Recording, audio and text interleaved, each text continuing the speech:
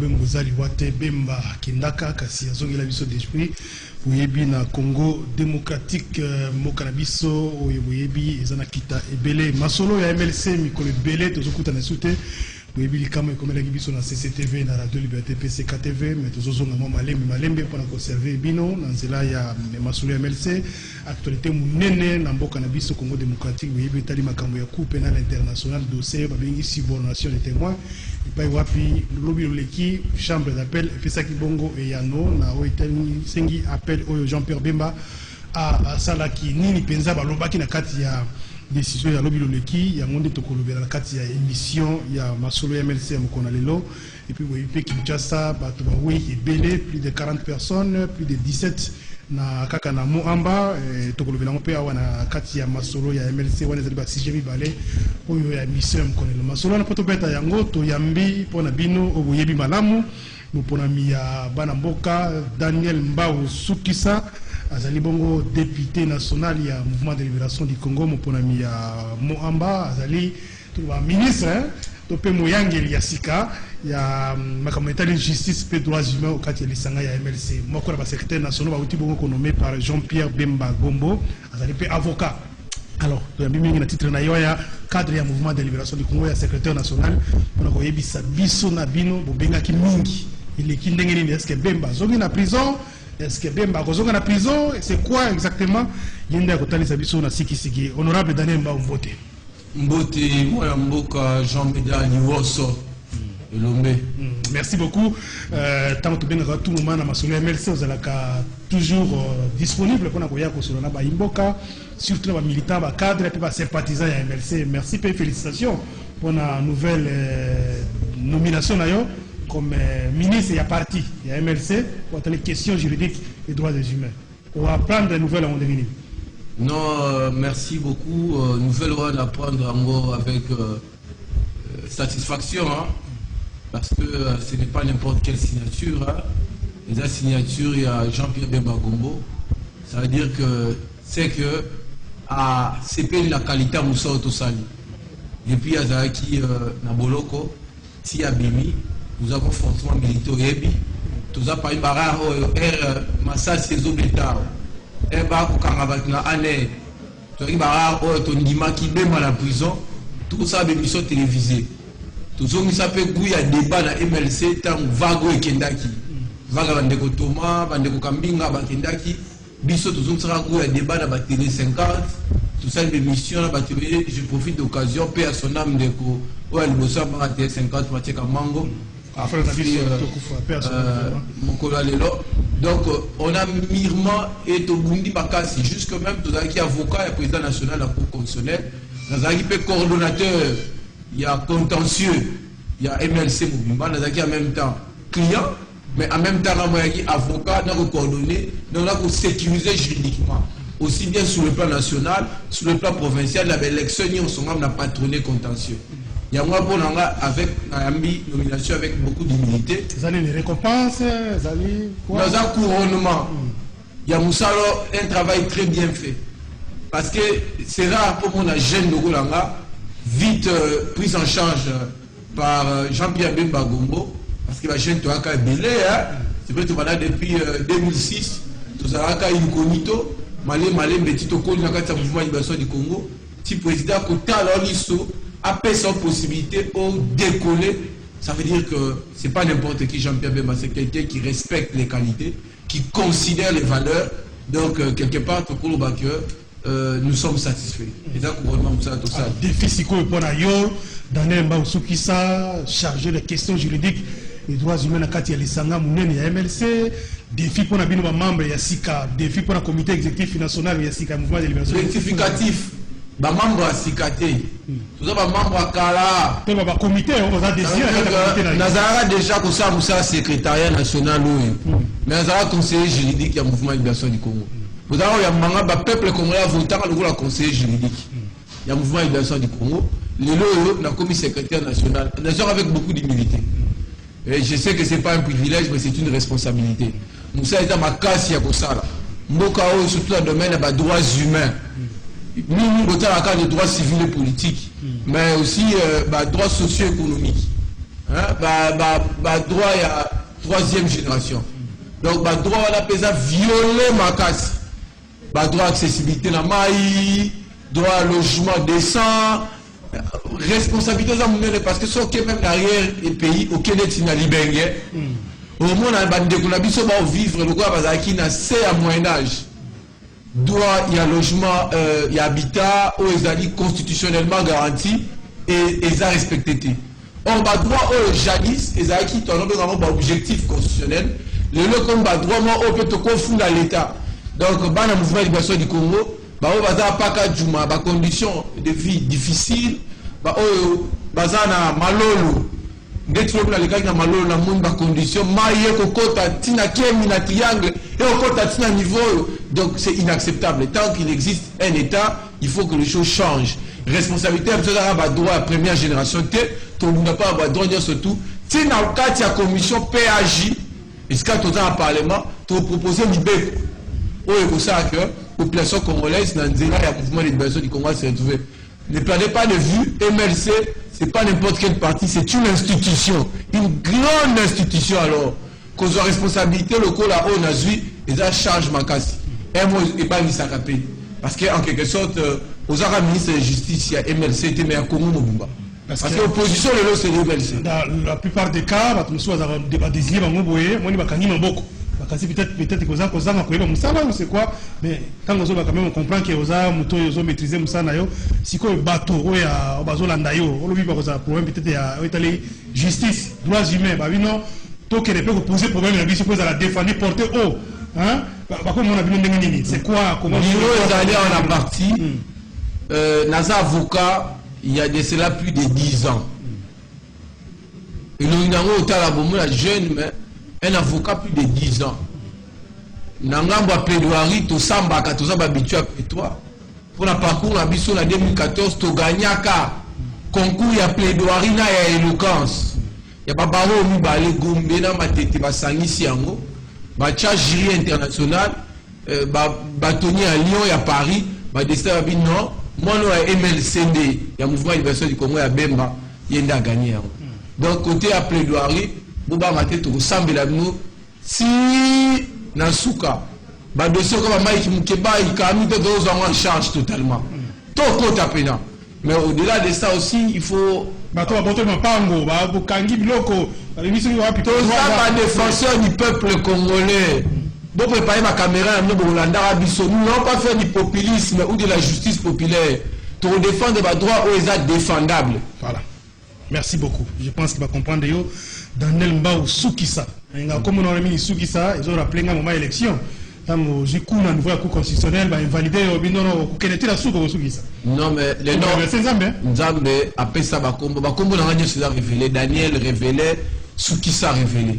Mbao ne l'a joué pas à Tata. Donc, ce qui veut dire que Naba n'a rien monté.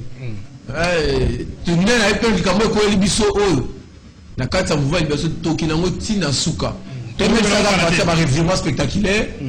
Je crois que tout le monde a inondation parce que le dossier à Jean-Pierre Bema nous a rappelé, c'est vraiment l'objet principal de l'émission. Il y a Masolo, il y a MLCM qu'on a l'autre, il y a Mbi, secrétaire national, il y a droit, justice, il y a mouvement de libération du Congo, il y a avocat, il y a député national. Il y a une exception pour le dossier de Jean-Pierre Bema. Mais avant tout, il y a une inondation. Ils ont frappé, à Kinshasa, ils ont éprouvé plus de 40 personnes. Ils ont circoncision électorale, ils allaient concerner, c'est d'ailleurs la circoncision, je crois, ils allaient plus concerner. Lemba, Zela, l'université Katani, au Kitaki peut le terrain. Situation finalement, le terrain, situation se présente. Situation à terrain est catastrophique. Ce qui est na terrain, na ba commune la Kisensu, Tinelo, ba de kombo za liba au lokota bibelu. Au kiti na ba quartier lokola Mbanzalemba, bato bakei bakufi na simon biso na salongwa. OK, na direction ozomema avenue de l'université. Ozogeneti campus avenue Ekatani. Depuis na botama na mama emo. Na botami Ngaba, na faina Lemba, Salongo, Livulu, Rigini, na tika comment on a érosion boité. Et ça va si mozo avec ça que nous avons besoin de kanda mboko. Ah, le commissaire politique, ça va lui une catastrophe naturelle. Peut-être que moyen qu'on prévoit bloquer les attaques comme Inango. Alors comment ça va parce que vous savez quand vous n'êtes pas dans la justice, hein, rien ne va réussir. Ça nous fait très mal. Parce que nous sommes en place à gouvernement. Tout le monde peut savoir que nous sommes là. De côté, comme nous sommes là-bas, tout même, les tôles, non, mais il n'y a pas ça. Mais ça, qui est un terrain. Ce qui justice ces athées. Moi, il n'y a pas comme ça à la cour constitutionnelle. Madame Diabalongola, moi, Mboka Jean-Pierre Bembago, depuis mon couloir, rien ne marche. Ça devient compliqué. Comment compliqué, permettre quand même que sourire mon mouquet. Alors, si la situation de la terreur c'est catastrophique, bilan qui est officiel, les alliés, dans l'Emba, il y a peut-être 17 personnes. Non, parce que, na niveau na yemoko qui était na terrain, on a évalué la situation. Il a on a tout publié provisoire 17 mois. Le Tokomi, celui qui s'assemble dans 67 mois. On a dénombré plus de 300 toitures emportées.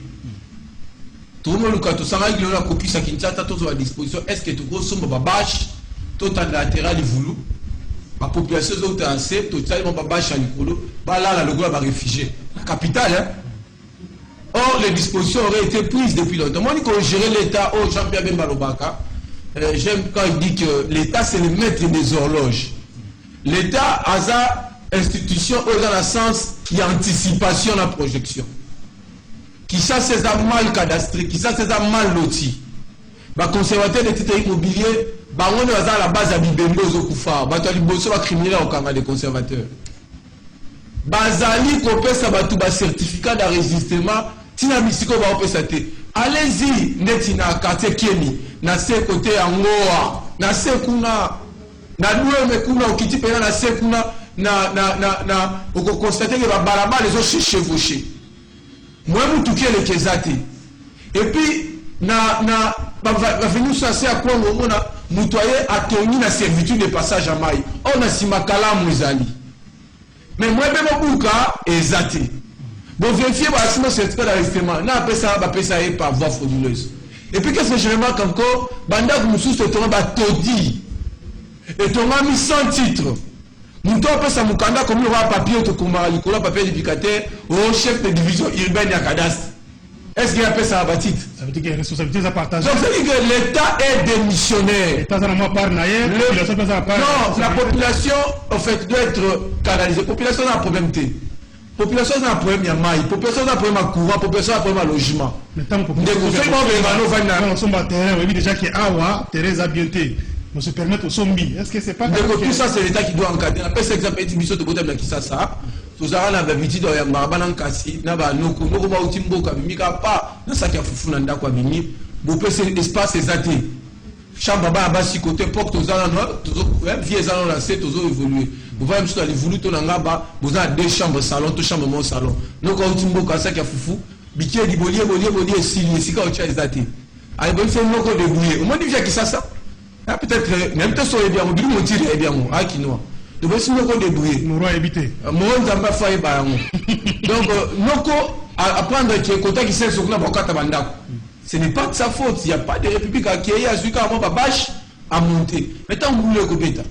Je te dis les lots na tongo, l'homme na tongo bon nanga ya yé maman mukolo, ma mis sur vimba. Donc nambo on a d'autres thésaurisé. Hein, au te fouter à salaire. Azaki na 300 000 à Bomba, na Poncha Mobile na et ils ont la tête, ndako emporté, ndeko, maman Lili, je crois, à la nana parta qui s'est dit, maman Lili, ndako bateau et qui donc maman n'a pas quitté maman Lili. Non, maman Lili au Tchabank, il faut que l'État cadastre, tant ndeko na ochité sikao. Regardez un peu, qui ça et ça vaste. Connu ya malukuye mo kwa 90% qui ça. Biso to partager 10% qui ça. Est-ce que pourquoi pas des projets, Jean-Pierre Bemazar le Bakal, des projets qu'on créé, un site urbain à Sikarakas à Kisasa. Tous encore à Washington. Washington, les provinces, mais dans le cas de Washington, il y a des villes. Est-ce que tu peux quitter comme ça? Parce que tout ça a double statut. Nous sommes une ville, nous sommes une province. Est-ce que tu peux délocaliser? Par exemple, Kisasa, tu as mis par exemple l'institution, attends le gouvernement via Kisasa. Gentini Ngobila Longa, à qui on installe le bureau en passe. Tu peux désengorger qui ça. Et puis, attraction à Sunangambo côté de la ville, les gens vont aller là-bas construire et Kinshasa va se développer, et les gens vont envier de l'autre côté. Tout le ministère à sport, tout le monde en Kuna. Tout comme quelques ministères, parce que la ville est vaste. Des espaces verts, le pays est inhabité. Entre-temps, tout le monde Zambé. Alors, il s'agit que Bandeko Nabiso, Mini, Papi Makwata, Baza Bandakute, Ndaku, Izate, Afanda, il y a des espaces vides. Ok, on dirait que Congo, si on est dans le cas, il n'y a pas de Nabiso Congo, on va Makuku Matatu. Donc, nous avons évolué, honorable Daniel Mbaou Soukissa. Toujours la préparation de la radio Liberté Kinshasa, Toyambi Daniel Mbaou Soukissa, Zali. Député national et puis secrétaire national Tali Makamboya justifié droits humains au quartier Lisanga ya MLC. Alors Makambo a toujours la population Kalate ba inondation où tu es rappelé Sud Ubangi na Nord Ubangi na Mongala Équateur partout Kasai. Mais lenteur pour la intervention au gouvernement. Est-ce que na carte budget Makambo les a prévu que catastrophe est survenir on doit intervenir Kinshasa a lobby depuis ce qui 2 jours les 3 jours à toi Koufi qu'est-ce qui se passe et comme ça au micro l'exalo à reddition de compte mais la moins moment catastrophique en 2018 au moins là M va budgétiser plus de 14 000 projets mais va exécuter quand 2% va projet aux a budgétisé va exécuter va projet non budgétisé à hauteur il y a 40%. Nous avons sur qui a des milliards de dollars et tout éviter. Le même d'impact environnemental. C'est très important, le monde entier, nous avons considéré comme poumon. Est-ce que tu as conscient à manger voilà? Tant on a nord Ubangi, Sud Ubangi, bassin à Fève Congo, rivière Ubangi, et Zoboa Kamai. Qui ça a rivière Kalam, Zoboa Kamai. Ce qui l'État a besoin de m'a yéné. Parce qu'il faut un minimum d'intelligence. L'État aurait canalisé ces eaux-là parce que les lots, le pays aura le Tchad, le pays aura le Soudan.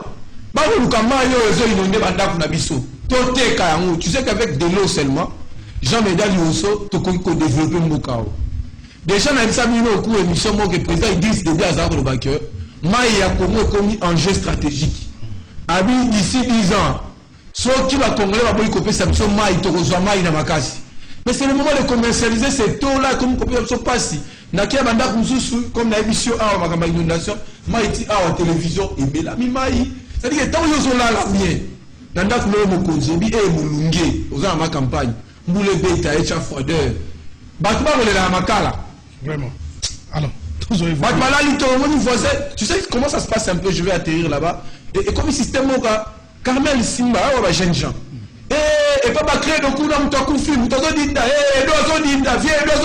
Bouquet Boubendi.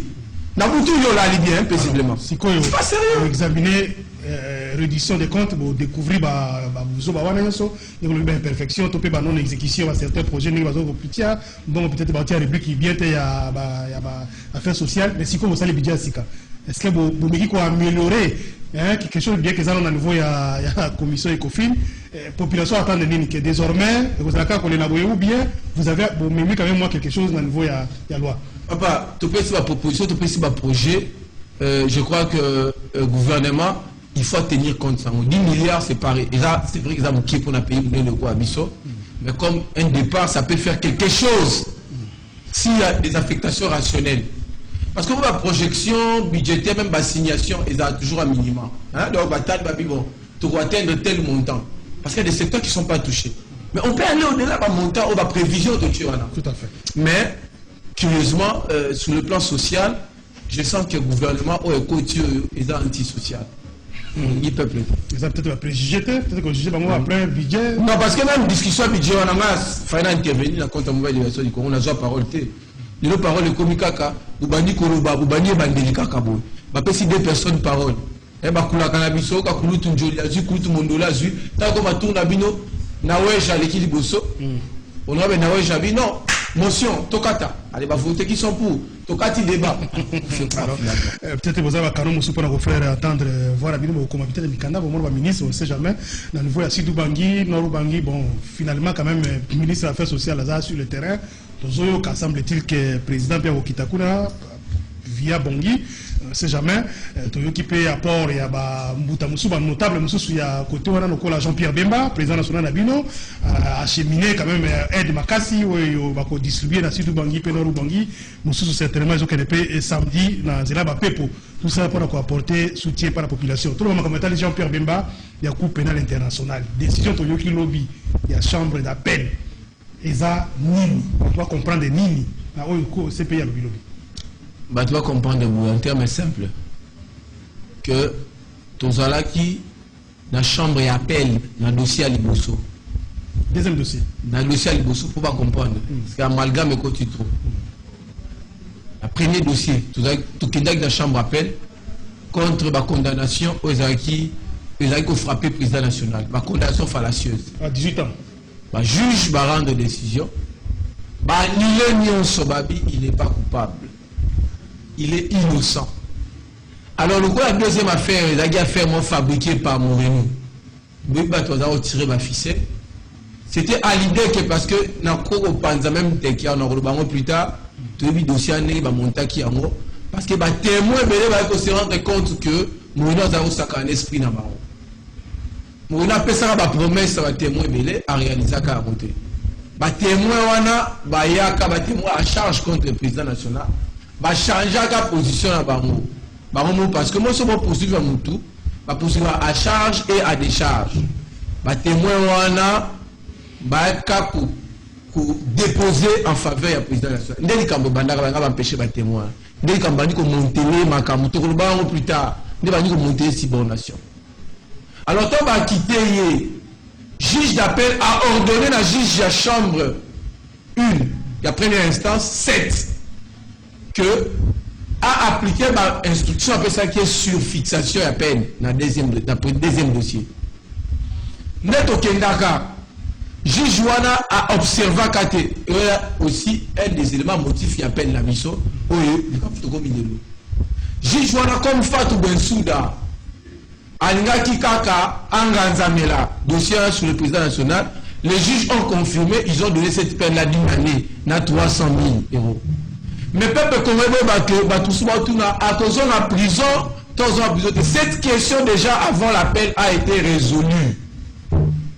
Le juge, la chambre, il y a première instance, chambre 7, ça va appliquer le principe fait absorption cumulative. Le corps là, et c'est à ça il va moula zone la prison.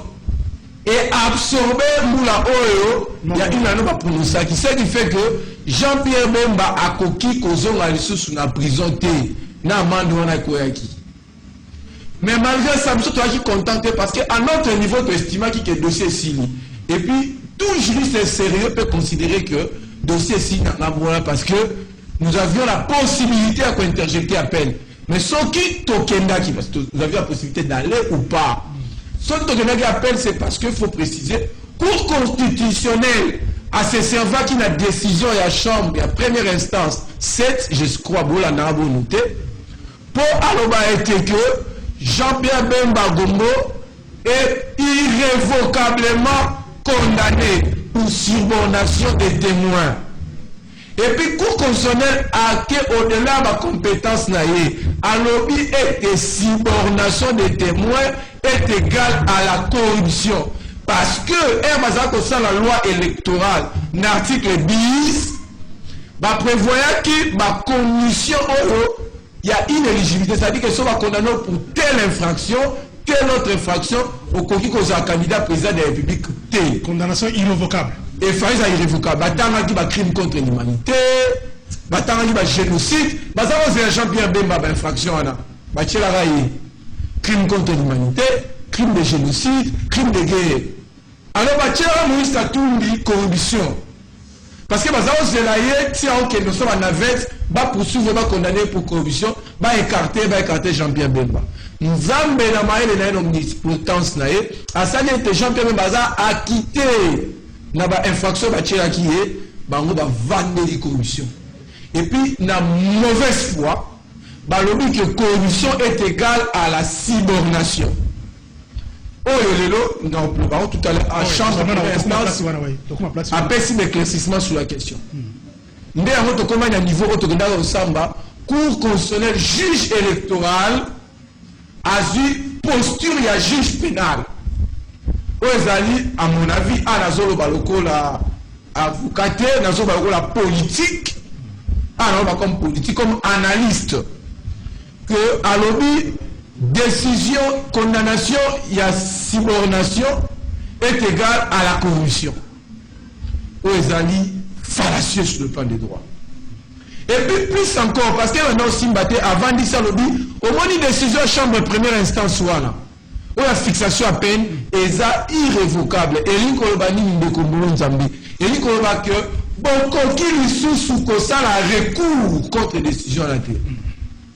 Mais 6 mois après tant le président national, quelques jours après, Tokei en appel. De l'eau il n'a pas de appel. Tout à fait. Dans la Zaga Kolobana, on a masula MSO et des cacaoana. Que décision oyo ezali définitive mais ça irrévocable était yo ba ki tozo lutter bino ba avocat boli ba terme total so que ce pays a condima appel na bino alors si quoi mais le ce pays a demi appel a examiner appel et une colba info était une première vérité la cour constitutionnelle s'est trompée et que le président du mouvement de libération du Congo a été victime d'une justice sélective. Deuxième énoncé, tout comme ce pays a clarifié que sur le plan interne, procédure engagée avec la Cour constitutionnelle, c'est-à-dire que la décision correspond à quelle nuance de détail. La procédure pénale en matière, il y a atteinte à la justice, toute la subordination. C'est-à-dire que c'est unité. Et puis, par conclusion, la juge constitutionnelle, ça n'a rien à voir avec la culpabilité à Jean-Pierre Bemba. Donc, on va justement quoi? Et ça, on va comprendre. Et Nico Baque, ces pays à reconnaître le cours constitutionnel pouvoir, il y a que déterminer ma peine. Il y a que déterminer ma infraction.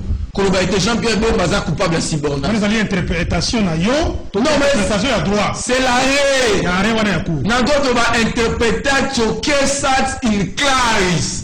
Et nous avons clair, et ça pète, et c'est notre interprétation. Nous avons la site, autant arrêt au commun, c'est comme ça. Dans mon cas, on comprend. Mais parce que nous avons. Parce que M. Nasuka.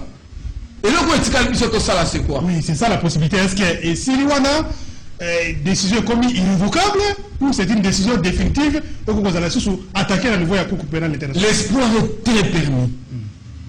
Tout comme la possibilité à mutuelle coactionner article 84 points A et B. Ça c'est Rome. Il y a un statut à Rome. Tozo qui est dans la révision. On a basé le retour dans sous question est-ce que ça Babylone n'a pas juriste parce que je m'appelle pour tout le monde. Donc les juges il y a appel en matière de révision parce qu'ils sont en instance appel. On change le juge il peut revoir la décision sur la culpabilité et sur la peine. En matière de subordination. Et même clarification est apportée sur le plan interne, ça veut dire que il y a eu ma politique, ma contexte, dans le contexte qui vient, Jean-Pierre Bemba, c'est clair, il est éligible. Et puis, il y a eu le président national. C'est ça la préoccupation, il y a un militaire. Et l'éligion des Congolais, on va croire à Jean-Pierre Bemba, ils se disent, mais est-ce que c'est fini? Non. On va commenter dans les réseaux sociaux. Non. La Bible dit, qui a dit que c'était fini? Jean-Pierre Bemba, destin à l'état correspondre à venir à Dieu à mon recours. Donc, je ne doute pas un seul instant que nous allons nous en sortir comme dans le passé. Les gens ont cru que nous sommes pour l'éternité dans ces pays. Bon, je dis tout ça. Puis, c'est que tout le monde est sur le non? Oui, exactement. Tout à fait. Alors, si vous avez au-delà de la déclaration, la dénonciation, tout ça, est-ce qu'il n'y a pas une autre procédure interne pour éclairer l'opinion? Voilà, ici, là, comme avocat. Conseil d'État, on voit le coup constitutionnel, les gars qui ont tout ça, la procédure n'a pas mais faut tout ça, là, malembe. Avec tact et méthode, procédure Zali, mécanisme Zali, même sur le plan interne et sur le plan international, encore, ma procédure Zali, que Tito comme à 5 ans, tout de nouveau, les totalement, le couteau est ici là. Parce que le peuple congolais, c'est la caca, il y a désigné depuis 2006, premier président élu dans l'élection. Donc, beaucoup c'est pour la possibilité à Jean-Pierre Bemba pour la candidat ou pour une vie politique, attaque pour ce qui est la révision dans le stade actuel, à qui cause la candidat, il n'y a aucun problème. Non, mais c'est payé à lobby à moi, c'est payé à lobby à moi. Ça, cette décision-là, et ça fait pièce importante. sans plutôt qu'il y ait toute action sur le plan interne. To batala bato ba on ba kela subordination. So il va créer le problème aussi que carré on a coup ta bato ba kela subordination. Ta bato ba on ba lobby subordination. C'est vrai que sur le plan interne, il y a aussi des déficience subordination et la dimension la différenciation sémantique est claire. Et la prévention monter subordination corruption est exactement différente. Mais il y a espoir que éligibilité président et à l'entamé pesant entamé. Alors dans la politique la nouvelle assemblée est-ce que vous autres la terre moi cadre de réforme par exemple pour la côté ma cambo clair on la confusion en mutuel bateau même ceux qui ils ont à entretenir sciemment mais biloko faut ça il y a autre ça avec des actions citoyennes parce que les députés sous le parlement bah ça m'a ramené qui robot. Donc il faut une action citoyenne accompagnant ma échange. Merci beaucoup à Neboya Mingai, bana mouvement de libération du Congo, bon pesanga confiance, bon semble la paix pour la biso bae, aussi ba responsabilité na kati ya comité exécutif ya MLC pour atteindre l'objectif où le président national a signé. L'objectif où bino beaucoup c'est là. Nous sommes là pas pour nous, nous sommes vos serviteurs. Moussa pour Nabino. Je crois que la Salongo, Francis Bal, tout ce monde, Christian Miteo, vous avez compris que nous sommes là à votre service. Je vous remercie. Merci. Et même Windows, Nadjaga. Merci beaucoup.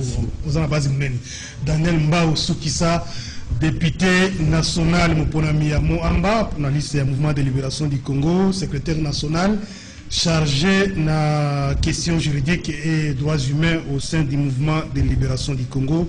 Jean-Pierre Bemba, Inondation. J'espère que vous avez compris quelque chose. Donc, vous avez une émission prochaine, surtout Jean-Pierre Bemba, MLC, pour Bolanda Yango Penzana, Siki Siki. Merci Nengoyaki, merci Nabao, Libiso, Matondi, Karine Bébé, Moro.